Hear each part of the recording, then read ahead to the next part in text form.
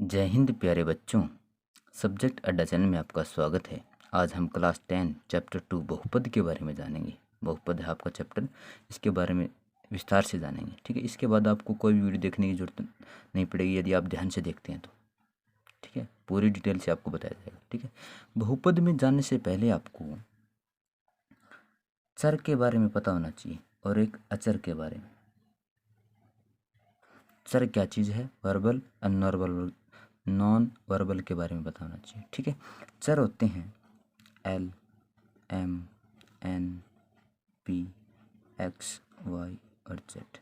अचर में होंगे 2, 3, 5, 10, 237, 4872। ये वाले क्या हैं? अचर है।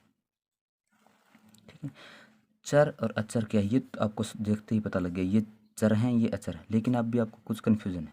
देख लीजिए, इसकी परिभाषा भी आप ऐसे याद कर सकते हैं। चर वह संख्या है जिसका मान क्या है? स्थिर या निश्चित नहीं है। उसे क्या कहेंगे? चर कहेंगे। और अचर में क्या होगा? वह संख्या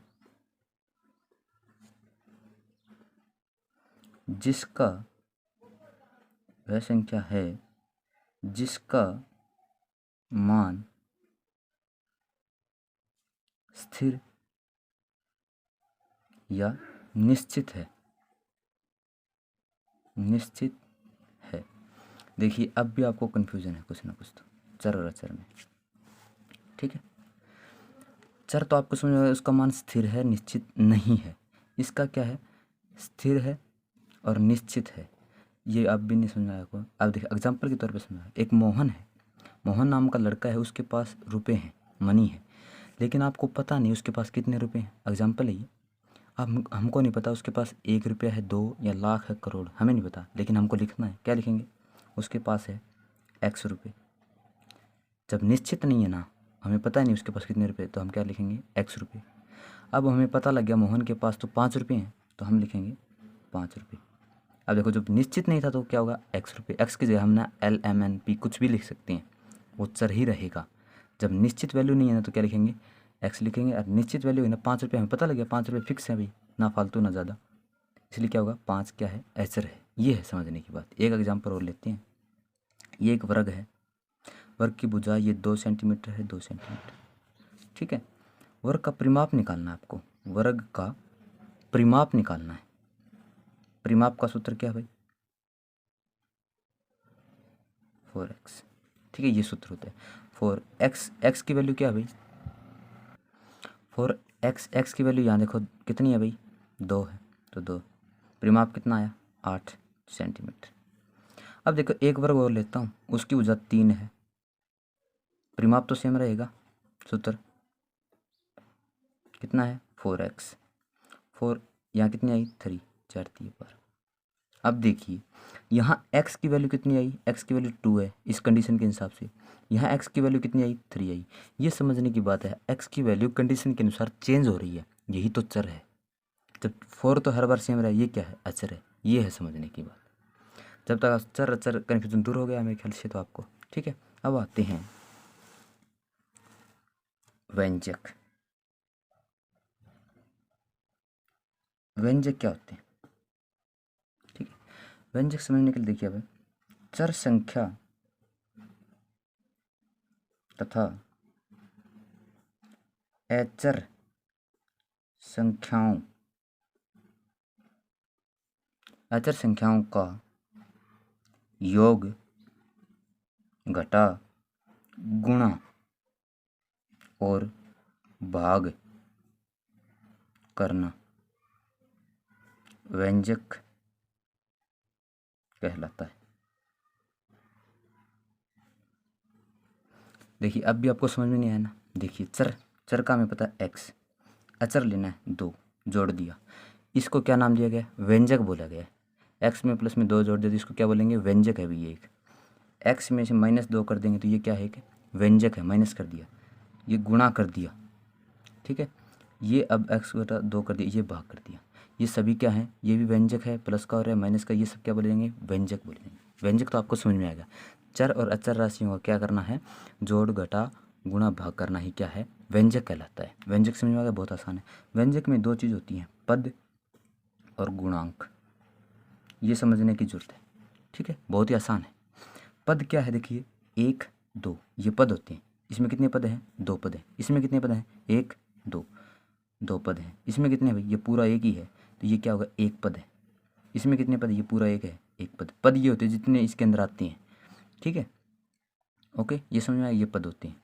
पद के बाद आता है गुणांक। गुणांक क्या है, जो गुणा के में हो। एक्स की गुणा में यहाँ क्या है, जब कुछ भी नहीं होता वहाँ क्या लेते हैं, 1 लेते हैं। एक्स का गुणांक क्या है, 1, ऐसे बोलेगा एक्स का गुणांक लिखो भाई, तो एक्स का गुणांक यहाँ क्या है, 1 है। यहाँ एक्स का गुणांक क्या है, गुणा में कौन है, 2 है। यहाँ एक्स का गुणांक क्या है, एक्स को अलग करोगे ना, इसको क्या है, एक्स बराबर 1/2 करेंगे, ये है। एक्स का गुणांक क्या है, 1/2, 1/2, ये समझने की बात है।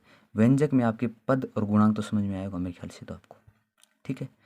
व्यंजक क्या है, चर और चर राशियों का योग घटा गुणा भाग करना, ये है। पद मैन है, ये जो भी जितने आती है ना, या पूरा ये एक्स, ठीक है, ओके। बहुपद के बारे में जानेंगे, ठीक है। बहुपद क्या है, ठीक है। बहुपद देखिए, बहुपद एक विशेष प्रकार का व्यंजक है जिसमें इसमें क्या है भाई, चर की घात पूर्णांक है, पूर्ण संख्या है, पूर्ण संख्या है, ये लिखिए। नंबर 2 में क्या है, चर का गुणांक वास्तविक संख्या है, संख्या है, या बहुपद में गुणांक वास्तविक संख्या, ये लिखिए। नंबर 3 में क्या है, पद सीमित है, ये कंडीशन है। देखिए चर की घात, घात का मतलब क्या होता है, चर एक्स है, एक्स की घात यहाँ थी 1 है, एक्स की पावर 0 है, एक्स की घात 2 3, ये होनी चाहिए। यदि एक्स की पावर ना माइनस में है, अंडरूट में है, तो ये क्या है, ये बहुपद नहीं है, ये समझाने की कोशिश कर रहा है। चर का गुणांक क्या होगा, जैसे गुणा में 2x हो गई, ये वास्तविक संख्या होनी चाहिए, ठीक है।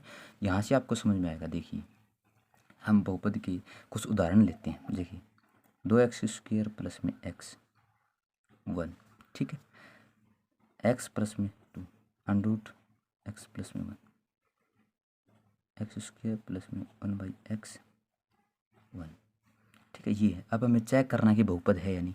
देखिए हमें और कुछ याद नहीं रखना, बस एक ही ये याद रखनी है, घात क्या होनी चाहिए, पूर्ण संख्या होनी चाहिए, ओके।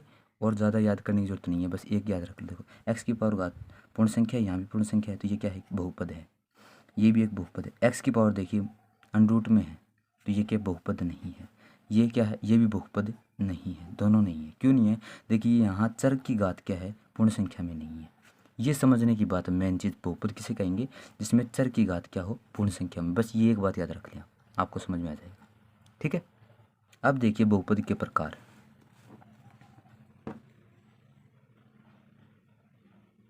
बहुपद के प्रकार, बहुपद के प्रकार देखिए, सबसे पहले है एक पदी। एक पदी का मतलब है, एक पदी का मतलब है जिसमें एक पद हो, 2x x 2x², ये वाला देखिए एक ही पद है ओनली, इसलिए क्या बोलेंगे, एक पदी, ठीक है। द्विपदी, द्विपदी में क्या होगा, जिसमें 2 पद हों, 2x प्लस में 1, 3x प्लस में 2, 4x प्लस में 5, ये देखिए ये है तो बहुपद, बहुपद है, द्विबहुपद है, इसमें एक और दो पद हैं, इसको पद बोला जाए, एक पद 2 पद, इसके भी 2 पद है, सिर्फ 2 पद होंगे ना, उसके बोलेंगे द्विपदी। त्रिपदी में क्या होगा भाई, त्रिपदी में होगा जिसमें 3 पद हों, 3x² प्लस में 2x प्लस में 1, देखिए 1 2 3, इसमें 3 पद है ना, इसलिए क्या बोलेंगे, त्रिपदी। बहुपद में क्या होगा, आपको पता है, बहुपद का कंडीशन भी पता है, लेकिन बहुपदी है यहाँ। बहुपदी में क्या हो, जिसमें बहुत ज़्यादा पद हों। 3x की 3, 2x की स्क्वायर प्लस में 1, 4x प्लस में 5। ये देखो, बहुत एक से ज़्यादा पद हो ना जिसमें, वो बहुपद है। ये भी बहुपदी है, ये भी बहुपदी है, ये भी बहुपदी है। एक से ज़्यादा पद हो, ये बहुपदी है। एक से ज़्यादा पद हो, उसमें क्या बोलेंगे, बहुपदी है। ठीक है। घात के अनुसार, घात के अनुसार बहुपद के प्रकार, घात के अनुसार बहुपद के प्रकार देखने हैं हमें यहाँ। कैसे, देखिए समझ जाएंगे आप, बहुत ही आसान है। देखिए यहाँ एक बहुपद है x प्लस में 1। यहाँ देखिए x की पावर 1 है, घात ये होती है ऊपर वाली, इसको घात बोलते हैं। x की पावर 1 है ना, घात 1 है ना, तो इसका नाम दिया गया है रैखिक बहुपद। अब आपसे ऐसे पूछेगा कोई, ये कैसा बहुपद है घात के अनुसार, तो आपको बताना पावर 1 है, तो इसको बोलेंगे रैखिक बहुपद। और देखिए 2x प्लस में 3, देखिए x की पावर 1 है, या लिखो या ना लिखो, तो ये क्या है, रैखिक बहुपद, इसको नाम दिया गया। बस ये समझने की बात है। ठीक है। रैखिक बहुपद का व्यापक रूप देखिए, व्यापक रूप, व्यापक रूप का मतलब देखिए आप समझ जाएंगे, ax प्लस में b। ठीक है। a और b क्या है, वास्तविक संख्याएं हैं, संख्या है, और a नॉट इक्वल टू 0 है। बस ये समझने की बात। ये अब भी आपको समझ, व्यापक रूप का मतलब है कोई भी रैखिक समीकरण बनेगा ना, कोई भी रैखिक समीकरण बनेगा ना, तो ऐसे ही बनेगा। देखिए एक तो ये बन गया, और देखो a और b चेंज होंगे। देखिए 3x प्लस में 4 हो गया। और बना सकते, आप भी बना सकते हैं रैखिक समीकरण। यहाँ a की जगह चेंज कर दी, 5x प्लस में 6। कितने भी रैखिक समीकरण, व्यापक का मतलब है हर कोई रैखिक समीकरण ऐसे ही रूप लेगा, व्यापक समीकरण। ये हो गया रैखिक समीकरण। ठीक है। अब देखिए 2, द्विघात बहुपद। द्विघात का मतलब नाम से ही पता, जिसकी 2 घात हो। देखिए 3x प्लस में 1। देखिए x की पावर कितनी है, यहाँ घात 2 है, इसलिए इसको क्या नाम दिया गया है। देखिए चर की घात यदि 2 है, उसको घात के अनुसार कौन सा बहुपद है, ये द्विघात बहुपद है। बस पता लग गया आपको। इसका व्यापक रूप देखिए, व्यापक रूप मैंने अभी समझाया है आपको। व्यापक रूप क्या होगा, ax की स्क्वायर, फिर आएगा bx प्लस में आएगा c। ठीक है। a b एंड c क्या है, वास्तविक संख्याएं, वास्तविक संख्याएं हैं, और a नॉट इक्वल टू 0 है। व्यापक आपको बता दिया, कोई भी द्विघात समीकरण बनेगा ना, समीकरण नहीं सॉरी बहुपद होगा, तो ये ऐसे ही बनेगा। देखिए और बनाइए, a की जगह चेंज करिए, 3x की स्क्वायर प्लस में b की जगह चेंज कर दिए, उसमें 6। देखिए और बना सकते हैं, आप कुछ भी बना सकते हो, आपको पता लग गया कैसे बनेगा। अब इससे आपको पता लग जाता है हर एक द्विघात समीकरण बहुपद कैसे बनेगा। ठीक है, बहुपद का पता लग गया। अब देखिए त्रिघात, त्रिघात बहुपद, त्रिघात बहुपद। त्रिघात में नाम से पता, जिसकी 3 घात हो, 3x की 2x स्क्वायर प्लस में 5x प्लस में 1। देखिए इसकी घात कितनी है, 3 है, इसलिए क्या बोलेंगे, त्रिघात बहुपद। 3 घात है, इसलिए क्या बोलेंगे, त्रिघात बहुपद। पता लग गया ना। व्यापक रूप क्या है इसका, व्यापक रूप में देखेंगे तो इसका व्यापक रूप क्या है, ax की क्यूब प्लस में bx की स्क्वायर प्लस में cx प्लस में d। ठीक है। यहाँ a b c और d क्या है, वास्तविक संख्याएं, संख्याएं। a नॉट इक्वल टू 0, 0 नहीं होगा, a 0 हो जाएगा, फिर फायदा क्या है, ये रहेगा नहीं व्यापक, इसलिए 0 नहीं है। ये समझने की बात है। ठीक है।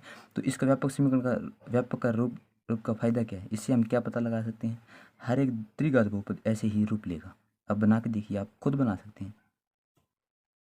5x की स्क्वायर प्लस में 6x प्लस में 7। देखिए और बना सकते हैं 20x की क्यूब प्लस में 10x की स्क्वायर प्लस में 18x प्लस में 100। देखिए कितना भी बना सकते हैं आप ऐसे। व्यापक का इसका मतलब ये होता है। ठीक है, बहुत ही आसान है, बहुत। आप ध्यान से सुनिए इसको, और वीडियो देखने की आपको जरूरत ही नहीं पड़ेगी। इस वीडियो को दोबारा देखिए, जब तक आपको समझना है, हर एक बात को बड़ी ध्यान से सुनिए पहले, फिर नोट्स बनाइए। अब हम बहुपद के शून्यकों के बारे में जानेंगे। बहुपद के शून्यक, ठीक है, ये क्या चीज़ है बहुपद के शून्य। ठीक है, बहुपद के शून्यकों के बारे में जानेंगे।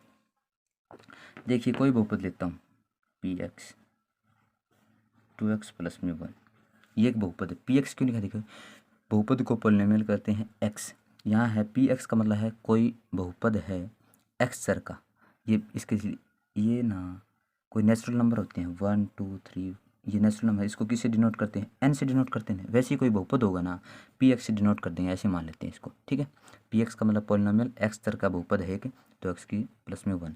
अब शून्यक लेते हैं। शून्यक क्या है समझने के, आपको पहले ध्यान से समझना। शून्य क्या है, x की जगह आप एक ऐसी संख्या धरिए रखिए कि ये क्या बन जाए, 0 बन जाए। ठीक है, अभी भी नहीं आया, देखिए एग्जाम्पल के तौर पे समझ आएगा आपको। x की जगह मैं रखता हूँ x बराबर, यहाँ जगह 0 कब रखेंगे, यहाँ -1/2 रख दूँ मैं। ठीक है, यहाँ रखिए 2 -1/2 प्लस में 1, 2 से 2 कैंसिल, माइनस का 1 प्लस का 1, दोनों क्या हो गए 0। देखो 0 बन गया ना। किसने 0 बनाया है, x का मान -1/2 ने 0 बनाया है, इसलिए क्या है ये शून्यक है बहुपद का। क्या शून्यक है, -1/2। ठीक है, ये समझने की बात है। कोई बहुपद दिया हुआ है, उसका शून्यक का मतलब है x की जगह एक ऐसी संख्या धरना कि वो 0 बन जाए। तो वो जो संख्या 0 बनाएगी ना वो क्या कहलाएगा, उस बहुपद का शून्यक कहलाएगा। ये आप लिख भी सकते हैं और समझ भी सकते हैं। ठीक है, समझा दिया। एक और लेते हैं ऐसे एग्जाम्पल, एक बहुपद है px का 5x प्लस में 1 लेते हैं। अब हमें इसको 0 बनाना है, कैसे बनेगा, x को बराबर लिखेंगे -1/5, तभी तो 0 बनेगा।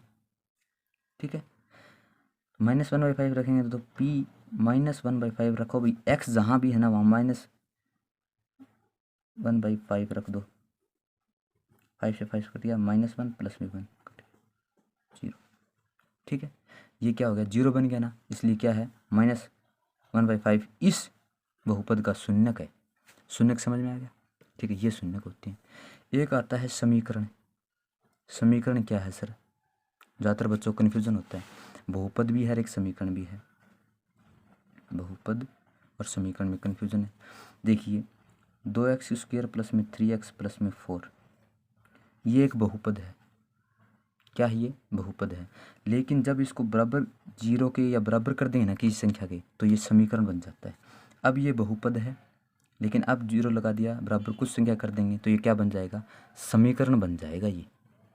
ठीक है, अब ये रखिए, देखिए 3x प्लस में 2, ये एक बहुपद है, लेकिन अब देखिए 0 के बराबर कर दिया तो ये क्या बन गया, अब ये समीकरण बन गया। अब ये बहुपद है, अब ये समीकरण बन गया। आपको समझना है समीकरण क्या है। समीकरण क्या है, जब बराबर का साइन लग जाता है ना तो समीकरण बन जाता है। तब इसको पूरे को नाम दिया गया समीकरण। बस अब इतने को नाम दिया गया 3x प्लस में 2, ये है बहुपद। बहुपद आप लिख सकते हैं ऐसे, ये क्या है, समीकरण है। बस आपको ध्यान रहेगा, फिर ये समझने की बात है। ठीक है, अभी तक हमने इस वीडियो में क्या क्या सीखा, देखिए सबसे पहले हमने चर अचर के बारे में जाना। चर क्या चीज़ है, अचर क्या चीज़, बड़े ध्यान से देखना आपको। चर का एग्जाम्पल लिया। फिर व्यंजक के बारे में जाना हमने। ठीक है, व्यंजक क्या चीज़ है। फिर हमने बहुपद के बारे में जाना, बहुपद क्या है। ठीक है, विस्तार से जानना है इसके बारे में। बहुपद का, बहुपद के प्रकार 2 प्रकार के हैं, पद के अनुसार। ठीक है, ये पद के अनुसार यहाँ लिख सकते हो, पद के अनुसार आपने पता लगाया कि पद क्या है। ठीक है, पद के अनुसार एक पदी, द्विपदी, त्रिपदी, बहुपदी। ठीक है, फिर हमने सीखा घात के अनुसार बहुपद। घात के अनुसार बहुपद क्या है, ये रैखिक बहुपद है। व्यापकता का रूप सीखा, द्विघात बहुपद का व्यापक रूप सीखा हमने, त्रिघात का सीखा। ठीक है, ये सब कुछ सीख लिया हमने। फिर हमने ना शून्यकों के बारे में जाना, बहुपद के शून्य क्या होते हैं। ठीक है, इनको विस्तार से अध्ययन किया। फिर हमने समीकरण बहुपद के बारे में जाना। ठीक है।